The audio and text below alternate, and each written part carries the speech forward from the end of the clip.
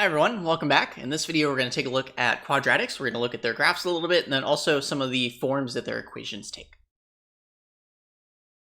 Okay, so to start off, we're looking at quadratics, which is linked to our unit on factoring. When we were working on factoring, a lot of the expressions that we were factoring were in fact quadratics. For example, if we had x squared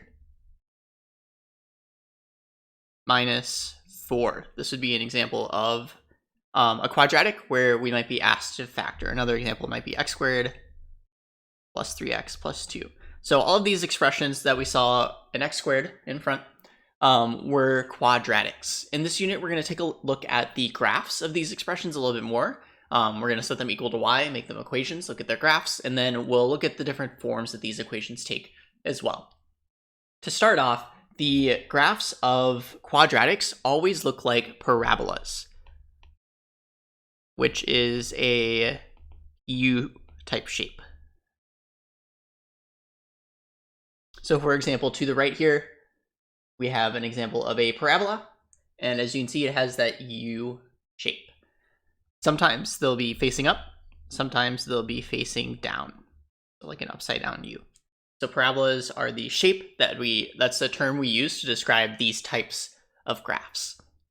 When looking at these graphs, there are a few key features that we can identify it's important that we can look at a graph and identify them. And then we're also going to learn about looking at an equation and being able to identify them from an equation as well. Let's go over those examples. So first, there are the X-Intercepts. The X-intercepts are just the points where the graph intercepts the x-axis. For example, the graph to the right would be 2 and negative 2. Those are two x-intercepts. The y-intercept is another key feature. So I'll label these just like key features. And the y-intercept in this case, we look down at the bottom here, is negative 4. Our y-intercept is negative 4. Another one is the vertex. The vertex of a parabola is going to be its highest or lowest point, depending on if it's facing up. If it's facing up, it's going to be the lowest point. If it's facing down, then we look at the highest point. In this case, our graph is facing up, so it's going to be the lowest point. Another way to think about it is it's the point right in the middle of the graph where it changes direction. Here it changes from going down to going up. That is going to be, in this case, it's not always the case, but in this case, it's going to be the same as the y-intercept. And for the vertex, we'll always put down an ordered pair. So in this case, it's 0, negative 4. And the same as the y-intercept right there at the bottom of the graph. Okay, another key feature that you might be asked to identify is if it's facing up or down, which is pretty straightforward. In this case, our graph is facing up, we can see. And our last key feature here is going to be what is called the axis of symmetry. So if you remember, symmetry is looking at if we can reflect something and it matches up exactly on the other side. Axis of symmetry. So in this case, the axis of symmetry when talking about parabolas is going to be the line in the middle of the parabola. In other words, it's going to be the line where if we draw that line, everything on one side is going to match up exactly with the other side if we were to flip it over. So if we have a parabola and we flip it over, it's going to match up exactly with the other side. It's always going to be the middle of the graph, which is the same as the vertex, so it's actually linked with the vertex. To the right here, our axis of symmetry in this case is actually just going to be the y-axis. And that's because if we take any point on the x-axis, for example, if we were to take any point on the graph, for example, if we were to take negative 2, 0, this is 2 units away from the axis of symmetry. If we flip it over and go 2 units to the right, we have the same exact y value. So if we were to flip it over the line an equal distance to the other side, we end up with the same y value. That's another way of talking about symmetry. It matches up exactly with the other side. So it's always going to be the middle of the graph we have a vertical line in this case, so it's actually going to be the equation of a line, which in this case is x equals, and then the number that it's equal to is always going to be the x value of the vertex, because it lines up exactly with the vertex, because both of them are in the middle of the graph. So x equals 0 is our axis of symmetry in this case. Okay, so those are the key features that we can see when looking at a graph of a quadratic, in other words, a parabola. We can also look at the equation given to us and use that to identify key features. For example, this first equation that I wrote up here, or this first expression, x squared minus 4, if we were to write this as an equation, y equals x squared minus 4, this is actually the graph that I wrote to the right. And another way to write this, we'll talk a little bit more about these types of forms later. This is called standard form. Another way to write this is in what we call factor form. So factored form is where if we take an expression written out as a quadratic and factor it, in this case, we would end up with y equals x plus 2 times x minus 2. In factored form, we always end up with two things that we're multiplying. If we can factor a quadratic, then we'll end up with two things we're multiplying. Usually there'll be parentheses. We'll be working a lot with a binomial times a binomial. Y equals x plus 2 times x minus 2. And the numbers that we see here and here line up exactly with the intercepts, specifically the x-intercepts of our graph. So these numbers here and here indicate the x-intercepts. If we're given an equation in factored form, we can look at the equation and quickly identify one of those key features, being the x-intercepts. The general form for factored form looks like this. So factored form generally is going to be y equals x minus p times x minus q. And the x-intercepts for an equation of this form are going to be p and q. In other words, the points where the graph crosses the x-axis is going to be p comma 0 and q comma 0, because y is always 0 for the x-intercepts. Okay, so notice that we have a minus here. So whatever you see inside of here, it's going to be the opposite. So this first parentheses, for example, actually is x minus negative 2, which indicates to us that negative 2 is an x-intercept. To the right here, we have x minus 2. So in this case, 2 is another x-intercept, and that's how we get 2 and negative 2 for the x-intercepts.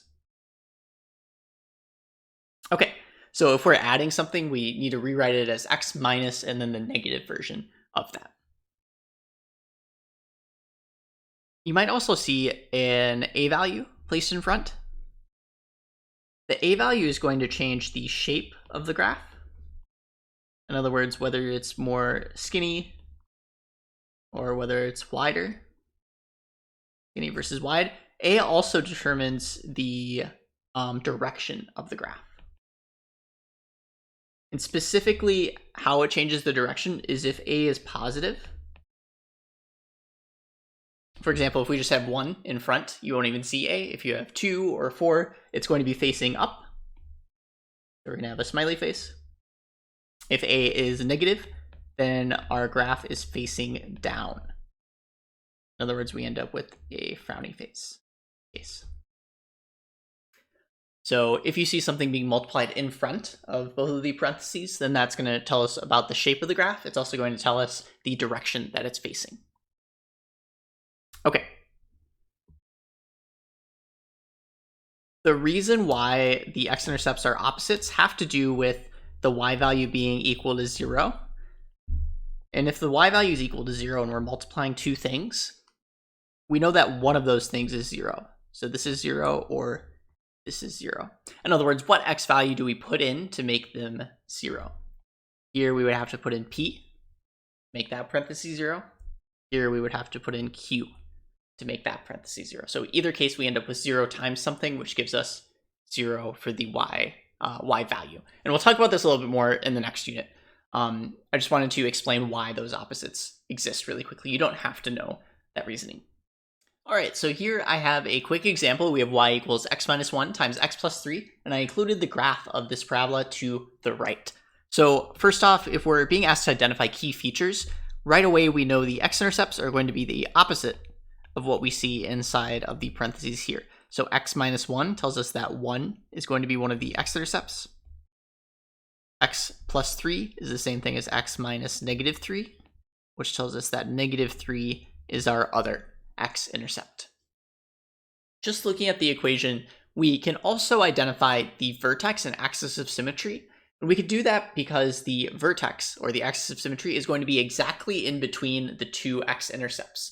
So because the axis of symmetry is right in the middle, and the vertex is also in the middle, the x value is going to be the point exactly in between the two x-intercepts. So looking at our graph to the right, we have an x-intercept of negative 3, an x-intercept of 1. And then the point exactly in between these two is going to be negative 1 for x. So this tells us that exactly in between our two x-intercepts, our axis of symmetry is the equation x equals negative 1. If we wanted to find the middle without looking at the graph, we could also find the average. We just add up and divide by 2. In this case, we have 1 plus negative 3 divided by 2, which gives us negative 2 divided by 2, which is negative 1. So that's how we can do it algebraically by writing it out. The axis of symmetry is negative 1. That tells us that the vertex is going to have an x value of negative 1. To find the y value of the vertex, we can just use our equation and plug in negative 1 for x. Negative 1 minus 1 times negative 1 plus 3. So in this case, we end up with negative 2 times 2, which gives us negative 4. So 1, negative 4 is our vertex. And we can see that's true by looking at our graph over here. Negative 1, negative 4 is the vertex. 1 to the left and 1 down on our graph. So that matches up. To find the y-intercept, here, the easiest way to do that is to, if you have the graph, you can see it pretty clearly here. 0, negative 3. 0, negative 3. If you don't have the graph, another way to do this is the y-intercept is always going to be when x equals 0. So you can just plug in 0 for x using our equation again. Y equals 0 minus 1 times 0 plus 3, which gives us negative 1 times 3, which is negative 3. So that's the y-intercept, negative 3. And I wrote down the point here, 0, negative 3. You could also just write down negative 3. One number for the x or y-intercepts too. Okay, and then finally our graph is facing up because we have an a value of 1 in front, and that's positive. So facing up. Okay, so here we identified the key features of our graph, and we used the graph to verify that these were true, but we actually only used our equation. So it shows that we can in fact only use the equation. We don't need the graph to identify the key features that we're looking for. All right, so we just finished talking a little bit about factored form. One other form that we'll see quadratics written in is called vertex form. So here I've written out vertex form right here, y equals a times x minus h, in parentheses, plus k. So when we see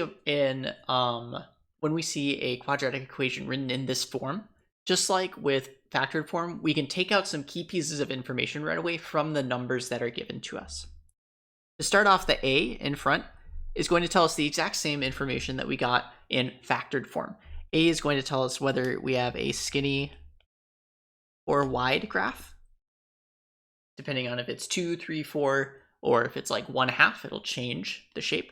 A is also going to tell us if our graph is positive, or sorry, if A is positive, then it'll tell us that our graph is facing up. If A is negative, it tells us that our graph is facing down. That smiley face and that frowny face again.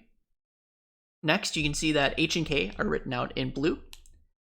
H and K tell us the coordinates for the vertex, hence vertex form. So H and K tell us the vertex. The vertex is going to be at the coordinates H, comma, K. And again here, notice that we have a subtraction sign here, x minus H. So we need to make sure that we're doing whatever is being subtracted from x. And if we're adding, for example, if we had y equals x plus 4 plus 2, something like this, we would have to rewrite this as x minus -4. So h in this case is going to be -4 for this specific example. So just being careful, making note of that negative sign or that subtraction sign inside. Okay, so h comma k is our vertex.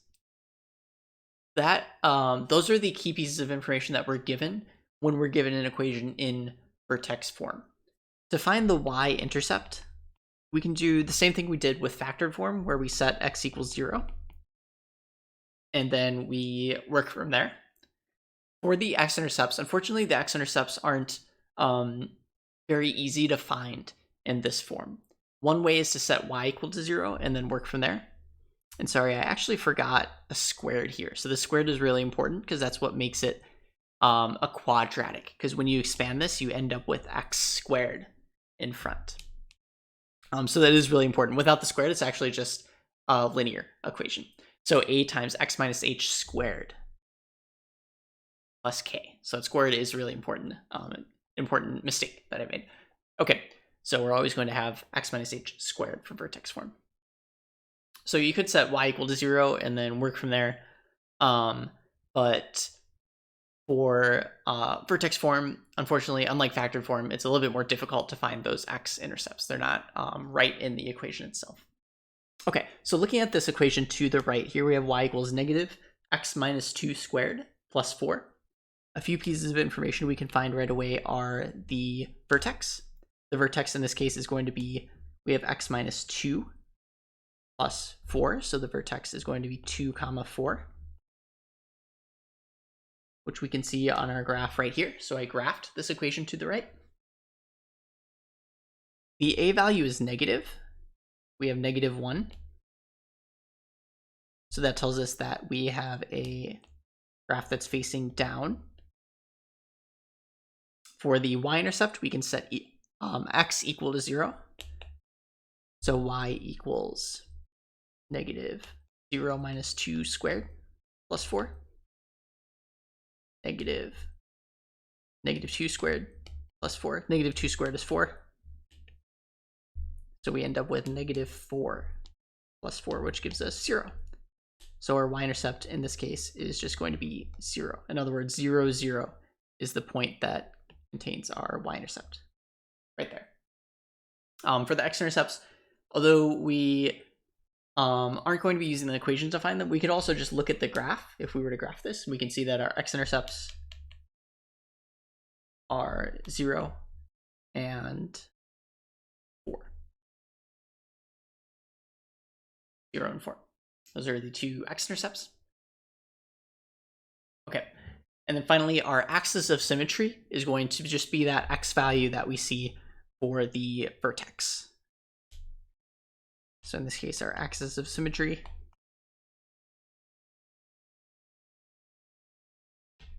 is just going to be the vertical line going through our vertex.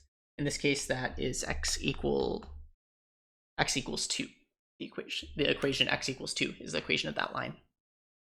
Okay, so whenever we're given an equation in vertex form,